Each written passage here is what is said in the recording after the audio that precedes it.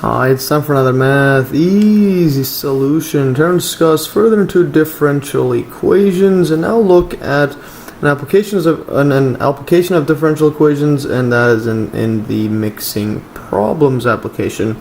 And also go over an example in this video series. I'll call that example 1, just to illustrate what I mean by this mixing problem.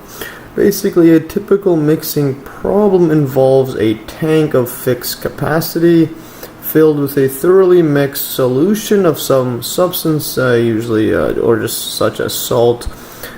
This is a simple case, and a solution, and then what we have is a solution of a given concentration enters this tank at a fixed rate, and the mixture gets thoroughly stirred again and then leaves at a fixed rate, which may or may not differ from the entering rate. And I'll illustrate this and go over this further as we get through this video.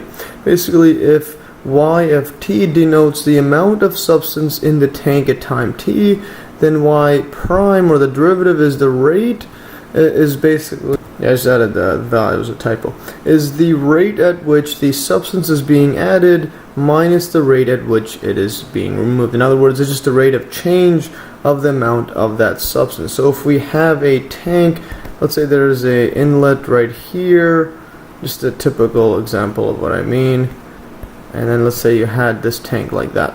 So you have, let's say you always thoroughly mix it, you have a giant mixer, etc., like that, and there's this amount of this solution, and inside it you have a y of t amount of, for example, salt or whatever that that's inside the solution.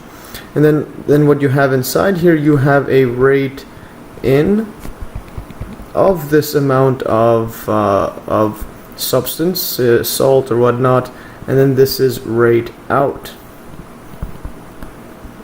So then you have a rate out of the substance, because again, this is always the amount inside the tank, and then there's a rate going in and out. I'll write this amount of substance, for example, salt or whatnot, i.e. salt, etc. And then basically the derivative, the derivative is just going to be the rate in minus the rate out of this substance, or in other words, y prime is equal to, again, the derivative dy over dt, and this equals to rate in minus rate out. So it's a difference in these, and again, the derivative is just a rate change. And now the mathematical description of this situation often leads to a first order separable differential equation, and that's because, well, you have this derivative right here, and then the rate in or rate out could be a function of this y prime, this y function, or the amount of substance, because again, it depends on how much is inside it, so it often is a differential equation. There's the derivative, and it's and it could include the function itself as well, the y function. And also, just another note before I get to the example, we can use this same type of reasoning. Just typo there, this instead of that. Basically, we could use the same type of reasoning to model a variety of phenomena such as chemical reactions, discharge of pollutants into a lake, injections of a drug into the bloodstream, etc., and many more. In fact, there are many different applications used throughout engineering, physics, a lot of real world applications. So let's go over an example to illustrate this concept. Basically, this one here states a tank contains 20 kilograms of salt dissolved in 5,000 liters of water. So again, it's a tank. Let's just draw this tank out like this. I'll just draw it like this. So we have a tank, and it has initially 20 kilograms of water in 5,000. So you have, let's just draw this like that. It has 20 kg of salt, and this whole tank is 5,000 liters of water right here. and this 20 kilogram salt is inside this 5,000 liters of water. And then we have brine, and again, brine is just a solution with a strong concentration of water, so it's super strong salty water. And then that contains 0.03 kilogram of salt per liter of water, and then this enters the tank at a rate of 25 liters per minute. So it's entering it. I'll just draw a little inlet like this, just to show that it's entering. This is all just for illustrative purposes. The tank doesn't need to look like this. So we have a tank like this, and then I'll just draw it like that. So it's entering. So this is the rate in, and we're given that it's a rate of 25 liters per minute. So you have 25 liters per minute, and then the concentration is 0.03 kg per liter. So that's the concentration, and then we have, this is the rate at which this concentration of brine is going into this. And then what we have here, again, the solution is kept thoroughly mixed, so assume it's got a mixer or whatnot, just a mixer like that. This is just to be, just for completeness sake. So again, it's mixing it all the time. Let's put a spinning thing like that. So it's always mixed. And then drains from the tank at the same rate. So this is saying the solution is kept thoroughly mixed, but it's also draining at the same exact rate. So if that's the case, let's just draw an outlet. I'll just erase this and put a little thing like this. So it's draining at the exact same rate. Again, it's entering at 25 liters per minute, so it has to exit at 25 liters per minute. So this means that the 5,000 liters of water is constant. This is equals to constant because the rate out is equal to the rate in, so 25 liters per minute. But the concentration here, we are not sure what the concentration is, because that depends on whatever the amount of substance we have. So this would be concentration of Y of t at whatever time t divided by the constant volume of 5,000 liters. And again, this is in kilograms per liter. So Y of t is in kilograms. And I'm writing that as Y of t, and I'll get to that in a bit. And now the question states how much salt remains in the tank after half an hour. In other words, Y of 30, because everything's in minutes. Y of 30 minutes. I'll write that 30 minutes. Is what we want to get. And now let's look at the solution. Now we're going about how to go about to find the solution. Basically, again, I already assumed Y of t is equal to the amount of substance of salt. So let's just write that down. Let Y of t be the amount of amount of salt in kilograms in the tank after t minutes. And then we're also given that initially the amount of salt is 20 kilogram of salt. This is initially. Or in other words, at Y of t equals to 0 minutes, this equals to 20 kg. Yeah, and now I also have written down here, we are given the rate at which brine enters the tank as well as its concentration. I already had drawn it out here. So the rate is 25 liters per minute at a concentration of 0.03 kilogram per liter. And we also know the rate at which the solution leaves the tank, and that's this one, right, 25 liters per minute. It's the same as the entering of the brine. And then it says, but we don't know the concentration that's leaving. But again, the concentration, I would assume that it would be like this, Y of t. It is just the amount of substance divided by the total volume, because again, concentration is just mass over volume.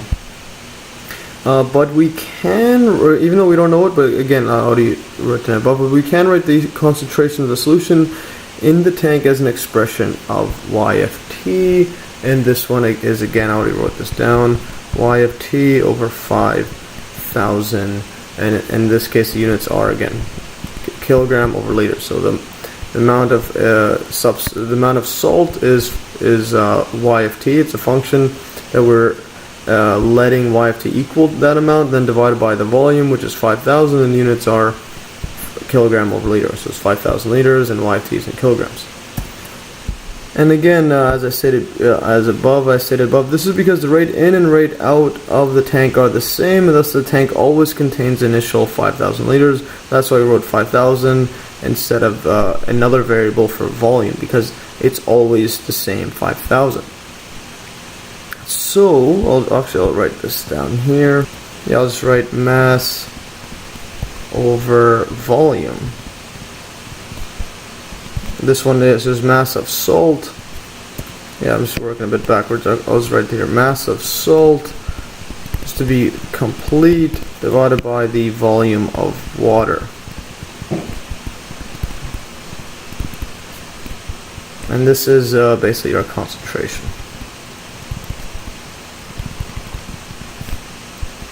Concentration of salt in the tank equals the mass of salt divided by volume of water, and that's 5,000. Again, because the 5,000 is constant, because the rate in and rate out are the same at 25 liters per minute. Thus, the difference of the rate in and rate out gives the overall rate of change of the amount of salt in the tank, exactly as I stated over here, how y prime equals to, again, rate in and rate out is the rate of change. So in other words, again, it's a derivative of y of t. This is the derivative of y of t. So y of t, or y prime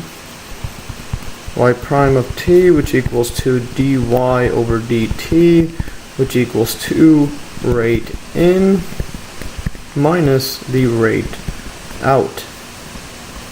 Let's write this capital letter. And now to solve the rate in, well, again, we have to be aware of the units. The units for y of t, this is in kilograms, so the y prime, this is dy over dt, this is in kilogram over minutes. So we would have to write the rate in, rate out as kilograms over minutes, and in our case the rate in, we can do this because we know that the amount of volume that's going in is a 25 liters per minute, and we just multiply this by the concentration, which was, so again we have 25 liters per minute and then 0.03 kilograms per liter. So if we multiply this, now if we just look at the units, what we have, so this liters cancel, and what we're left with is this kilogram per minute. So that's the rate of the amount of salt entering. So this equals 225 times it by, well, you can do this by hand or do it in your head. Well, let's just write it like this: 0.03, same as writing 3 over 100. It's kg over minute. 3 times 25 is 75. And then that's equal. Then divided by 100. This is just equals to 0.75 kg per minute. So this is the rate in. So now let's look at rate out of the amount of salt. So rate out that's leaving, this equals to, again, we know that the volume rate out is 25 liters per minute. And then we have to multiply by the concentration again, which is y of t divided by 5,000. And again, the units are kg over liter. And then liters cancel, we're left with just kilogram over minutes. So what we end up having is basically, you could solve this in your head. I just like trying to simplify this further. This equals to 25 divided by 50 times it by 100. I just put this apart. It's the same thing as writing 5,000. The reason I'm doing that is because you can divide these out. This is 1 over 2. And then this is a kg over minute. And then you could easily just multiply this out. This is 1 over 2 times 100, which is 200. So 1 over 200 kg, kg over minute. And again, I forgot the y of t, put that in here. So y of t, and I'll put that down right here. So y of t. So that is our rate out. The rate out again depends on how much salt is initially in the is in the tank at that time, at whatever time that you're looking for the rate out. So thus what we have now, when we put this all together, we have y prime equals to, well, dy over dt, which equals to the rate in minus rate out, and the rate in is 0.75. This is 0.75. And again, the units are kilogram per minute. I'll just leave those out. And then subtract this by y of t over 200. And again, the units, put these here, kilogram per minute, because it's a rate of change, rate or a derivative. So we could simplify this further by multiplying the top and bottom of this 0.75 by 200 to get something like, let's put this here, this is going to be a 200, and then this, I'll write this y, 0.75, let's put this in bracket here just to do this by hand, times it by 200, this equals to, you can do this in your head or use a calculator, or I just want to break this down into simpler stuff to solve it. This is the same thing as writing 0.75 times 2 times 100, and then 0.75 times 2, that's just 1.5.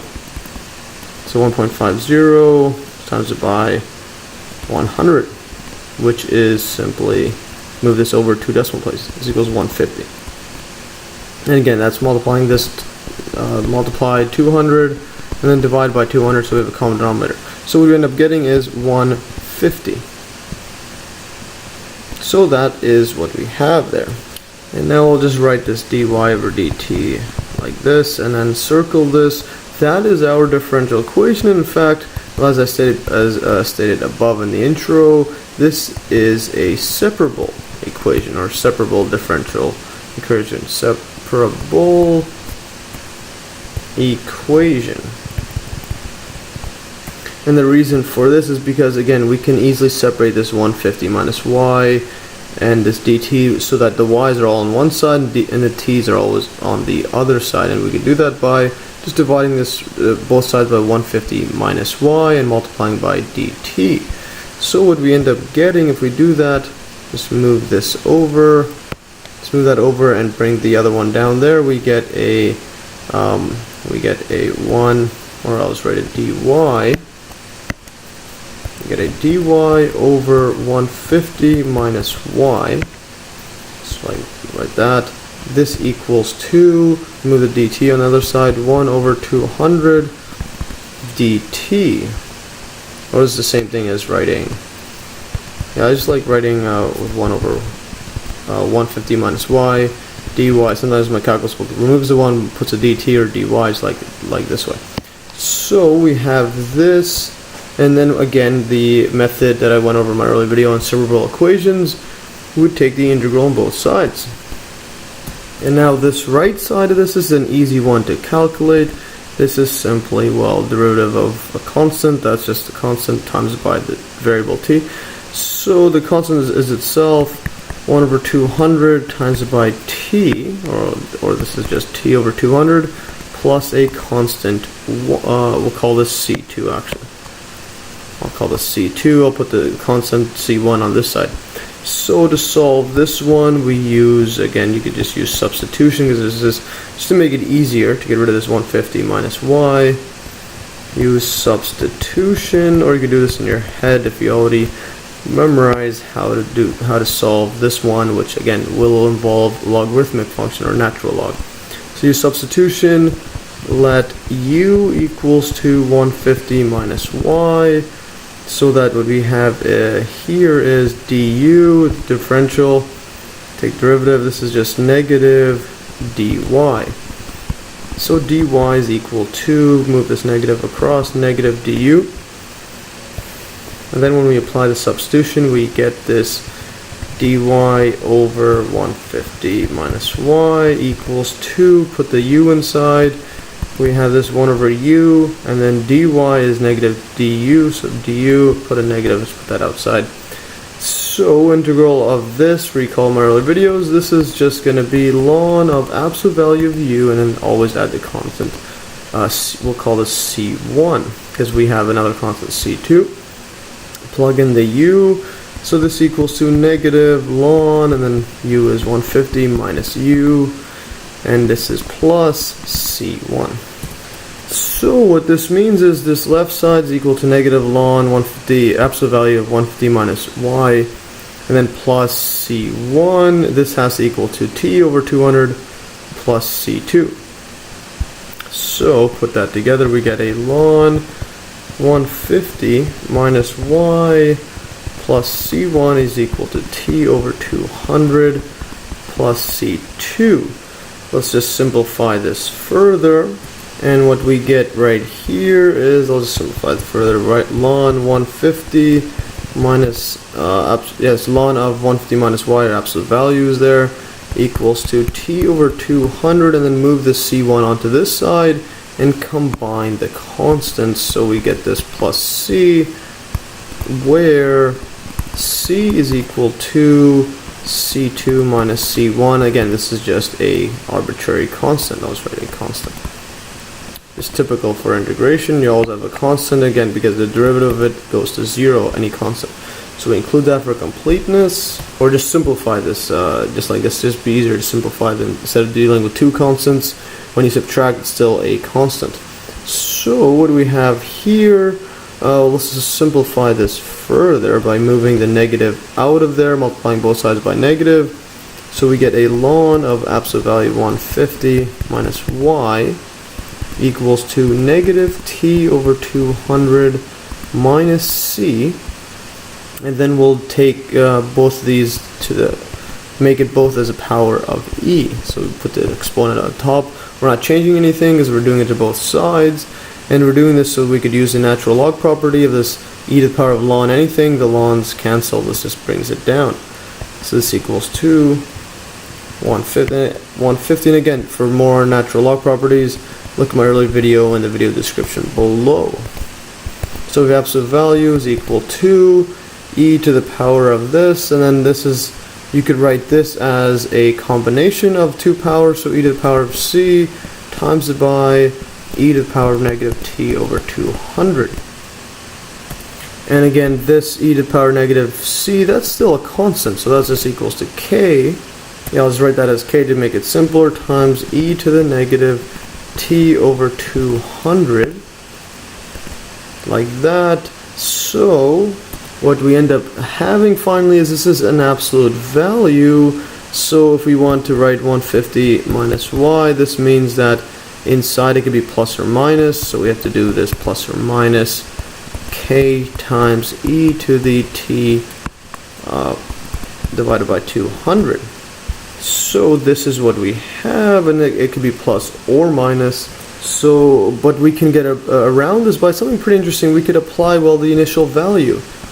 So I'll write initial value. We have initial value of y of 0. We're given it's 20 kilograms. So y is 0, and then again, you could scroll up. We have this 20 kilograms of salt, and that's what's given initially.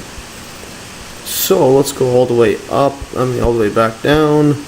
So we have this, we plug this inside. What we get is this 150 minus y of 0, which is 20, which equals to plus or minus k times e to the 0, and that just all becomes 0. And then e to the 0 is just 1. So what we have right here is 130. 150 minus 20 is 130. This goes to 1 equals 2 plus or minus k. So this is pretty interesting. So 130 is equal to plus or minus k when we have the initial value of y of 0 equals 20. So we could remove this complete plus or minus, and this is something I didn't discover before. You could just completely replace this plus or minus k with just a one number, which is 130. So what we end up getting is 150 minus y is equal to 130 times e to the negative t over 200. And now if we just solve for y, we end up getting is we can move the y on the one side, move all this on the other, so that we have a y, just make it positive, y equals 150 minus 130 times e to the negative t over 200.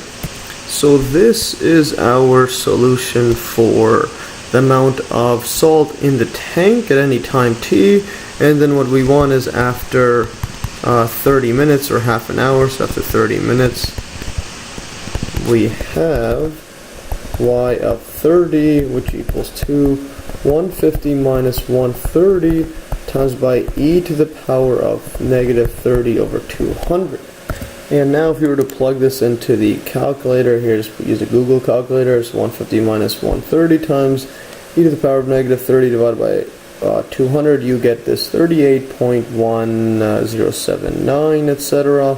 And I'll just round that up to 38.1 kg or kilograms. So after 30 minutes we have 38.1 kilograms, or an increase of, well, the initial is 20, so about 18.1 kilograms of salt that has been added after 30 minutes.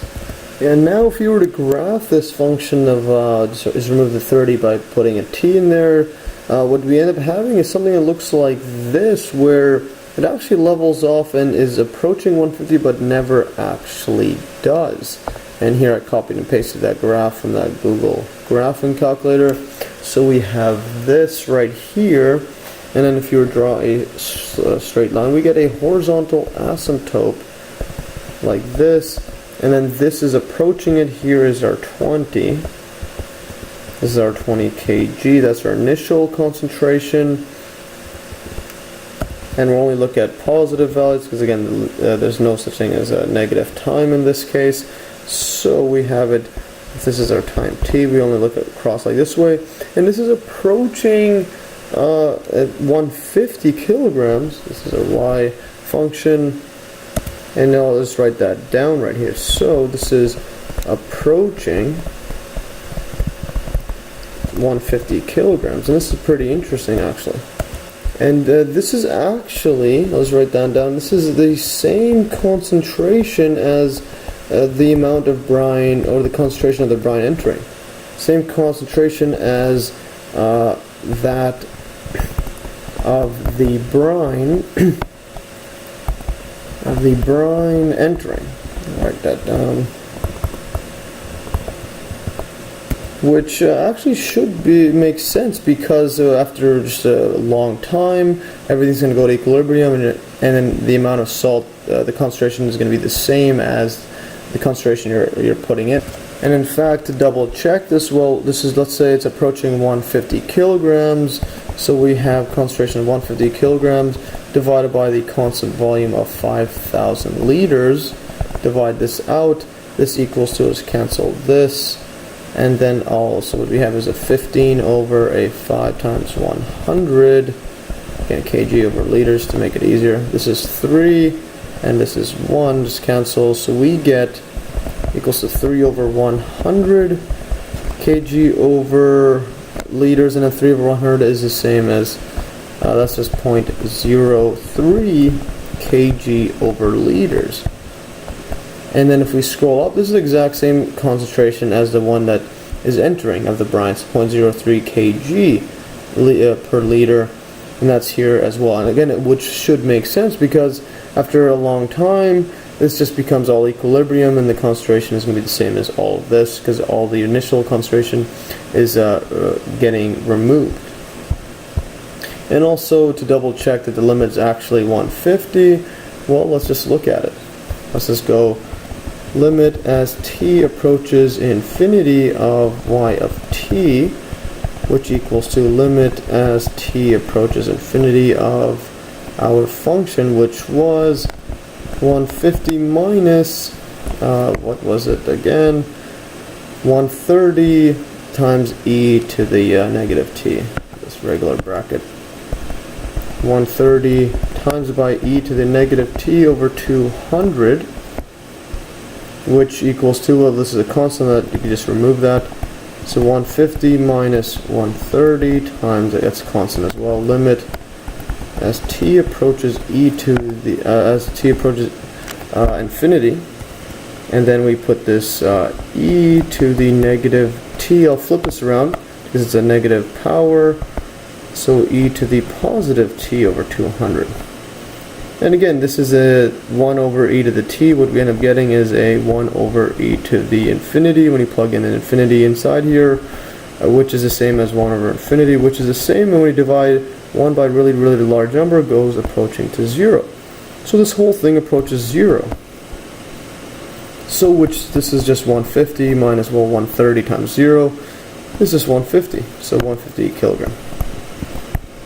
Which is exactly true based on our graph and what we expect to find based on, well, just looking at the at our example, because brine is entering and everything is constant, the rate in and out is constant, so eventually after a long time everything is going to go to equilibrium and the concentration has to match here, which is, so that it has to approach 150 kilograms.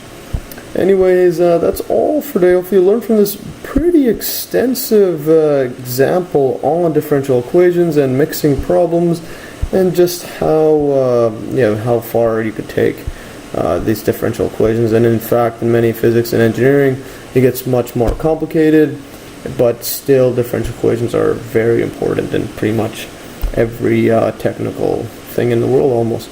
Anyways, all for today. Hopefully you learned. Like always, you could download these exact notes in the link below. And thanks for watching, and stay tuned for another Math Easy solution.